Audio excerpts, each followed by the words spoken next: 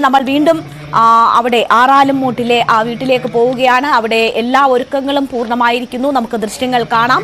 V Vinod അവിടെ നിന്ന് തുടരുന്നുണ്ട്. വി വിനോദ് അല്പസമയത്തിനകം തന്നെ നാമജപയാത്ര അവിടെ എത്തും എന്നാണ് പ്രതീക്ഷിക്കുന്നത്. നമുക്ക് അറിയാം, ഈ സമാധി ഒരുക്കിയിരിക്കുന്ന സ്ഥലം, അതിനടുത്തുള്ള ക്ഷേത്രം, ഇവരുടെ വീട്, ഇത് മൂന്നും അടുത്തടുത്ത് തന്നെയാണുള്ളത്.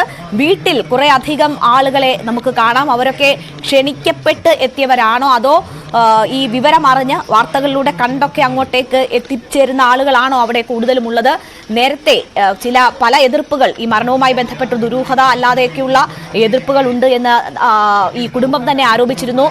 പല വിധത്തിലുള്ള പ്രശ്നങ്ങൾ നാട്ടുകാരുമായൊക്കെ നിലനിൽക്കുന്നു എന്നൊക്കെ ഈ കുടുംബം പറഞ്ഞിരുന്നു. ഇപ്പോഴത്തെ സാഹചര്യം എന്താണ്?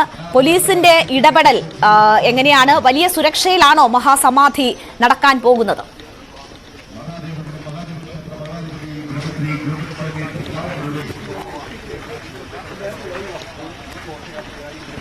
വിനോദ്, കേൾക്കാമോ?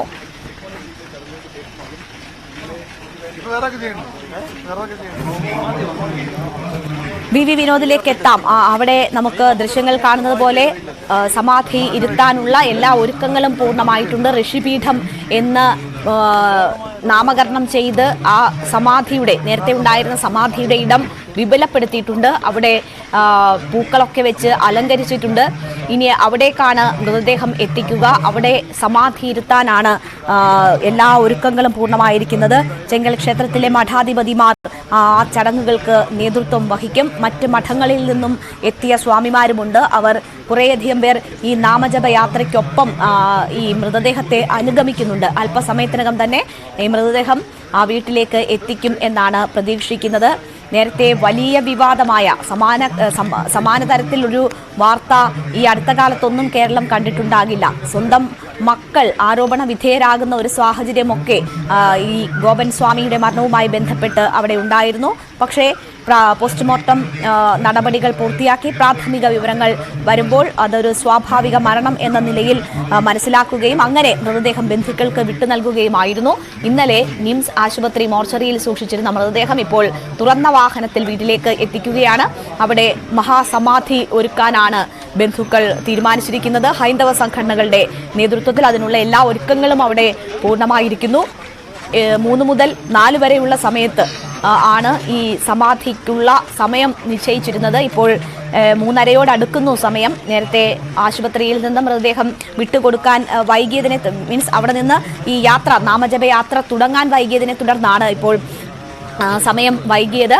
ഇനി 4 മണിക്ക് മുൻപ് ഈ ചടങ്ങുകൾ പൂർത്തീകരിക്കേണ്ടതുണ്ട് എന്നാണ് മനസ്സിലാക്കുന്നത്. അവിടെ പ്രത്യേക പൂജ ഉൾപ്പെടെ നടത്തിയാണ് ഈ സമാധി ഉറപ്പാക്കുന്നത്. അവിടേക്ക് അല്പസമയത്തിനകം തന്നെ ഈ നാമജപയാത്ര എത്തിച്ചേരും.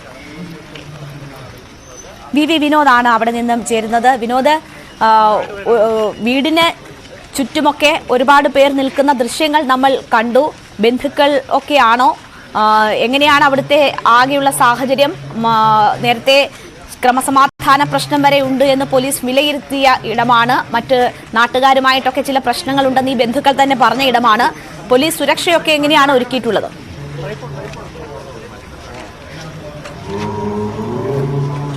രേണുക, ഇവിടുത്തെ ഒരുക്കങ്ങളെല്ലാം പൂർണ്ണമാണ്. വീണ്ടും ഒരു സമാധി ചടങ്ങ് അത് ഇവിടെ പുരോഗമിക്കുന്നു. ഭൗതികദേഹം എത്തിയാൽ ഉടൻ തന്നെ സമാധി ചടങ്ങിലേക്ക് പോകാനുള്ള എല്ലാ ഒരുക്കങ്ങളും പൂർത്തിയായിട്ടുണ്ട്. ഈ ഋഷിപീഠം എന്ന പേരിലാണ് ഇപ്പോൾ ഈ സ്ഥലത്തിന് നാമകരണം ചെയ്തിട്ടുള്ളത്. ചെറിയ വ്യത്യാസം വരുത്തിയിട്ടുണ്ട്. നേരത്തെ ഉണ്ടായിരുന്ന സമാധി സ്ഥലത്തെ അപേക്ഷിച്ച് അതിൻ്റെ വലിപ്പം കൂട്ടിയുള്ള ഒരു രൂപത്തിലേക്ക് മാറ്റിയിട്ടുണ്ട്. ചെങ്കൽ മഹാദേവ ക്ഷേത്രത്തിലെ മഠാധിപതിയുടെ നേതൃത്വത്തിലുള്ള കാർമ്മികത്വമാണ് ഇവിടെ നടക്കുക. ഘോഷയാത്ര അല്ലെങ്കിൽ അങ്ങനെ ഒരു ആശുപത്രിയിൽ നിന്ന് ആ ഭൗതികദേഹം വലിയ ആളുകളുടെ അകമ്പടിയോടുകൂടി കൊണ്ടുവരുന്ന ഒരു സാഹചര്യമാണുള്ളത്. വീടിനോട് ചേർന്ന് തന്നെയാണ് ഈ സമാധി സ്ഥലം. കഴിഞ്ഞ ദിവസം നമുക്കറിയാം, ഹൈക്കോടതി വിധിയുടെയൊക്കെ ഉത്തരവിൻ്റെ അടിസ്ഥാനത്തിൽ ഭൗതികദേഹം പുറത്തെടുക്കുകയും പോസ്റ്റ്മോർട്ടം നടപടികൾ പൂർത്തിയാക്കുകയും ചെയ്തിരുന്നു. സ്വാഭാവിക മരണം എന്ന നിലയ്ക്കുള്ള പ്രാഥമികമായ റിപ്പോർട്ടാണ് ലഭിച്ചത്. കൂടുതൽ പോലീസ് നടപടികളിലേക്കൊന്നും കാര്യങ്ങൾ പോയില്ല. ഭൗതികദേഹം ബന്ധുക്കൾക്ക് വിട്ടുകൊടുക്കുമെന്ന് RDO കഴിഞ്ഞ ദിവസം രാവിലെ തന്നെ പറഞ്ഞിരുന്നു. അവർ അത് ഏറ്റുവാങ്ങുകയും ചെയ്തു. തുടർന്നാണ് സ്വകാര്യ ആശുപത്രിയിൽ ഒരു ദിവസം സൂക്ഷിച്ച ശേഷം വീണ്ടും വിപുലമായ രീതിയിൽ കൂടുതൽ ആൾക്കാരെ പങ്കെടുപ്പിച്ചുകൊണ്ട് ഈ സമാധി ചടങ്ങ് ഒരിക്കൽ കൂടി നടത്തുന്നത്. നമുക്ക് നേരത്തെയൊക്കെ ദൃശ്യങ്ങളിൽ കണ്ടതുപോലെ തന്നെ ഈ പരിസരവാസികളും അദ്ദേഹത്തെ ഇഷ്ടപ്പെടുന്നവരുമായ ആളുകൾ പലരും ഇവിടേക്ക് എത്തിയിട്ടുണ്ട്. പല ഹൈന്ദവ സംഘടനകളുടെയും പ്രതിനിധികളായി അല്ലെങ്കിൽ സന്യാസിമാർ ഒക്കെ തന്നെ ഇവിടേക്ക് വന്നിട്ടുണ്ട്. ഒരു വിപുലമായ രീതിയിൽ തന്നെയാണ്, ഇത്രയും വിവാദമായതുകൊണ്ട് തന്നെ അത് അത്ര കണ്ട് വിപുലമായ രീതിയിൽ തന്നെയാണ് ഇപ്പോൾ ഈ സമാധി ചടങ്ങ് വീണ്ടും നടത്തുന്നത്. നിയമപരമായ പോരാട്ടം തുടരുമെന്ന് അദ്ദേഹത്തിൻ്റെ കുടുംബാംഗങ്ങളും ഇപ്പോൾ ഈ വിഷയത്തിൽ അദ്ദേഹത്തിൻ്റെ കുടുംബാംഗങ്ങളെ പിന്തുണച്ച് രംഗത്ത് വന്നവരും പറയുന്നുണ്ട്. ഇത് ചിലർ ഉണ്ടാക്കിയ വിവാദമാണ്, അനാവശ്യ വിവാദത്തിലേക്ക് കാര്യങ്ങളെ വലിച്ചിഴക്കുകയായിരുന്നു. ഏറ്റവും ഉന്നതമായ ഒരു സമാധിയാണ് ഇവിടെ നടന്നത്. ഏറ്റവും ആത്മീയമായ ജീവിതം നയിച്ച ഒരാളിൻ്റെ സമാധി ചടങ്ങാണ്. അതിനെ വിവാദത്തിലേക്ക് കൊണ്ടുപോയി എന്നാണ് വീട്ടുകാർ ഉന്നയിക്കുന്നത്. അത് ആദ്യം മുതൽ തന്നെ അവർ പറയുന്നൊരു നിലപാടാണ്. ഇപ്പോൾ അവരെ പിന്തുണച്ചുള്ള ആളുകളും പറയുന്നത് നിയമ പോരാട്ടം തുടരും എന്ന കാര്യമാണ്. കോടതിയിലേക്ക് പോകാനാണ് ആലോചിക്കുന്നത്. അനാവശ്യ വിവാദമായിരുന്നു എന്ന കാര്യം. ഇവിടെ ഈ പൂജാദ്രവ്യങ്ങളും പൂക്കളും ഒക്കെ കൊണ്ട് ഈ സമാധി സ്ഥലം അല്ലെങ്കിൽ ഋഷിപീഠം എന്ന് പേര് നൽകിയിട്ടുള്ള ഈ ഇടം അലങ്കരിച്ചിട്ടുണ്ട്. ഭസ്മം ഉൾപ്പെടെയുള്ള വസ്തുക്കൾ ഇവിടേക്ക് കൊണ്ടുവന്നിട്ടുണ്ട്. അതിൻ്റെ എല്ലാ രീതികളും പാലിച്ചുകൊണ്ട്, ആ ചടങ്ങുകളെല്ലാം പാലിച്ചുകൊണ്ടുള്ള ഒരു സമാധി എന്ന നിലയ്ക്ക് തന്നെയാണ് കാര്യങ്ങൾ പോവുക. ഭൗതികദേഹം എത്തേണ്ടതുണ്ട്. അത് കഴിഞ്ഞാൽ വളരെ വൈകാതെ തന്നെ ഇവിടുത്തെ ചടങ്ങുകൾ പൂർത്തിയാക്കും. അദ്ദേഹത്തിൻ്റെ വീടിനോട് ചേർന്ന് തന്നെയാണ് ഈ സമാധി സ്ഥലമുള്ളത്. കൈലാസനാഥ ക്ഷേത്രം അതും വീടിന് തൊട്ടടുത്ത് തന്നെയാണ്. അദ്ദേഹം ആ ക്ഷേത്രവുമായി ബന്ധപ്പെട്ട് പ്രവർത്തിക്കുകയായിരുന്നു. അതിൻ്റെ പൂജാകർമ്മങ്ങളിൽ മുഴുകി ജീവിച്ചിരുന്ന ഒരാളാണ്.